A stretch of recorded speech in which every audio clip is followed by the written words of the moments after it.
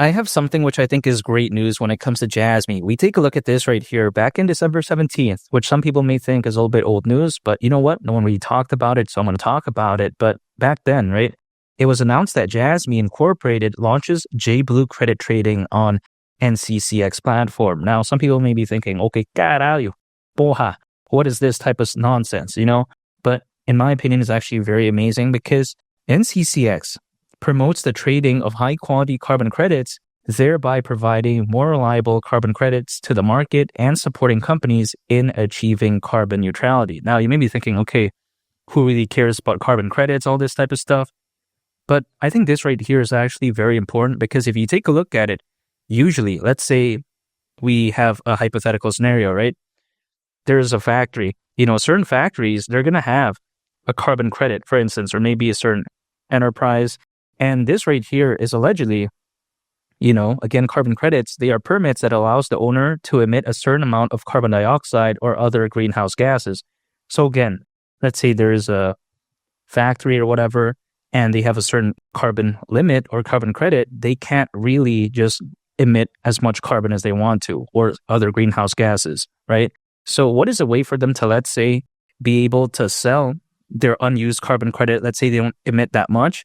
But on the flip side, if let's say they need more, they can, in a sense, also buy some from another enterprise or another factory, let's say, that may have not used their full capacity. So this is amazing. Again, trading carbon credits is fantastic because let's say factory A has a budget of, let's say, 100 tons of CO2. Let's say that's the case. Other factory, they also have a budget of 100, but this one only uses 80, and this other one is anticipated to use 120. They could maybe buy that from the other one, the unused carbon credit from the other, factory that's not using it, and then be able to top it up so that way, they are still in line, so to speak.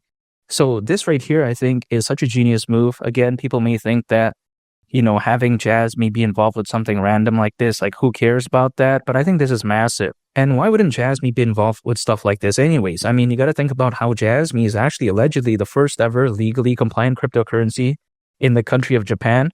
Allegedly, people like this so much to the point that they actually call this the Bitcoin of Japan. It doesn't necessarily mean that JASMY is Bitcoin or anything like that. Of course, it's not. But again, they just refer to it as that because when something is the first ever legally compliant cryptocurrency in Japan, I think that's actually an appropriate nickname, so to speak. At least that's the way to take a look at it. Now, people may think that, okay, when it comes to JASMY, they're not making flashy moves. They're not partnering up with celebrities or athletes. But that's not what they do. They actually focus on real deal activities, much like this. Now, with all that being said, people may think that, okay, is $1 still, your price prediction for JASMY during this point? They may ask me that, right? And the answer is absolutely, because not only does news like this get me very excited, but also on top of that, when I take a look at JASMY, they're focused on data democracy. I like this narrative. Even though nothing I say is financial advice, if you take a look at the data storage market, it is predicted to be worth nearly $800 billion by 2030, according to Fortune Business Insights. So this is no joke, in my opinion. Now, would it really matter if JASMY gains the best adoption in the next couple months? No, it's not really going to matter because during a fully fledged bull run, people care more so about the narrative and also the perceived fundamentals of a project. And JASMY pretty much ticks that box. If let's say I was an enterprise and I had a choice to either accumulate Bitcoin or JASMY, I would hands down choose something like JASMY. I mean, for what? Why would I acquire Bitcoin? Think about this, right? Hypothetically, the room for growth really isn't that dynamic in my opinion. If I was the head of an enterprise, I would put my foot down and say that no, as an enterprise, as a business, we care about making hypothetical upside. We're not in the business of looking cool, looking flashy. We don't need that. We need hypothetical upside. And granted, I think that JASMY could greatly outperform Bitcoin during this bull run from this point onwards. Bitcoin has done well, but can it even do over a 10x from where it is as of right now? Absolutely not. Like Bitcoin can't, let's say, reach around $1 million in price during this bull run, in my opinion. Could JASMY do over a 10x? Hypothetically, I think easy peasy, because going to the price of $1, that right there is around a 27x from here. It's not the best upside out there, but considering how much JASMY has pumped, I think that doing an additional hypothetical 27x doesn't seem so bad. As a business, again, if I was heading some large-scale enterprise, I would tell these shareholders, these stockholders that, Again, we're not in the business of looking cool. We're looking for hypothetical upside. And that right there could benefit the business in the long term. People like to say that, oh, Michael Saylor is a genius and all this type of stuff. Well, granted, he's a very wealthy individual, but is acquiring Bitcoin, at least from what I've seen, primarily what he wants to acquire, right? Is that really such a genius move? Yeah, I don't really know about that. I mean, I think Jasmy is a much better pick.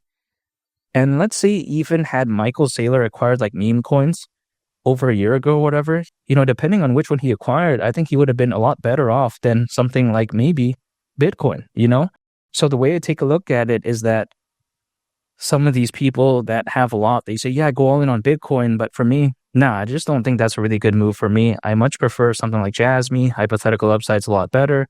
It's not a micro cap that can do like a 1000x, for instance. But you know what? I think it's decent enough, and I think it's a lot better than Bitcoin. And I think it's a much better pick for me. Like, let's say I could only use a foundational piece in my portfolio that isn't a meme coin, that isn't, gaming or NFT project. Let's say I had to choose like a very solid project. Instead of Bitcoin, I'm choosing Jasmy. That's just my opinion. But again, this is just my perspective. Now, when you take a look at this bull run, it could be so special, and it's not like we have to necessarily wait that much longer anyways, because as a worst case scenario, altcoins, they've been known to peak around 18 months after a Bitcoin halving event. Now, the last Bitcoin halving event happened back in April, so 18 months from then is actually around October of 2025. So if you think about it, again, even though history doesn't always repeat itself, it usually does tend to rhyme. And very well in 2025, I think we could see something like Jasmy truly shine. And I think Jasmy, beyond the price of 25 cents, could really have this exponential effect, much like Cardano's native token called ADA. Once it reached $1, reaching $2 and $3 felt like a breeze. So when it comes to Jasmy, I think beyond the price of 25 cents, I think reaching 50 cents and eventually, let's say hypothetically $1, it doesn't seem that difficult at that point. But again, only time will tell. I don't have a magic crystal ball to tell the future, even though that'd be really cool. But you know what? Doesn't exist. But even besides that point, the way you take a look at it is that when you have over 600 million crypto owners as we speak, I think the bull run could be absolutely legendary. I mean, that's more than ever before in history, according to Crypto.com research. Again, over 600 million crypto owners. So yeah, that's very impressive. Now, not to mention, some people like to say that, oh yeah, look at the competitors for Jasmy, like Arweave, JasmyCoin, Storage. You take a look at, for instance, Filecoin. But in my opinion, Jasmy is pretty much the number one in terms of the community, number one in terms of the positive sentiment, because I think that the community is very passionate. I think it's the best out of, its main competitors. And I think that right there is really going to matter during a fully fledged bull run. Now, am I going to be doing any random caca strategies like day trading or using leverage or swing trading? Absolutely not. I'm not going to do that. I'm going to still stay patient, continue to accumulate Jasmy on a consistent basis, acquire, hold, and I just wait because I think better days are ahead. I've been waiting when it comes to Jasmy for quite a while now. And when I was making a video back in Jasmy, or should I say about Jasmy back in early 2023, everyone was clowning me. They were saying that, oh, Jasmy is like a meme coin. They were saying it's actually worse than a meme coin. But you know what? I saw brighter days ahead. And so far, I haven't been wrong when it comes to Jasmy because it has been doing pretty good. Now, people like to complain about slight pullbacks and whatnot, but considering how much, or should I say, when I acquired Jasmy, hypothetically, I'm still up by a lot. So it's not concerning, but I haven't sold any Jasmy because I still believe in its future. And even reaching the price of $1, considering current circulating supply, market cap would be around $50 billion. That's kind of like peanuts, in my opinion, especially when I consider the trajectory for the crypto space overall and how I do believe that the altcoin season is really just in second gear, hasn't even reached third, fourth, or fifth yet. I think better days are ahead. And a $50 billion market cap, that right there is over $50 billion less than BNB's all-time high market cap and over $30 billion less than Dogecoin's all-time high market cap. I don't think this is too crazy to ask for during this bull run, and I think better days are ahead, even though I'm not a financial advisor. And make sure to subscribe if you gain value from this video. I'd greatly appreciate it. It's only the captain, and I'll catch y'all on the next one. I'm out. Peace. Bye.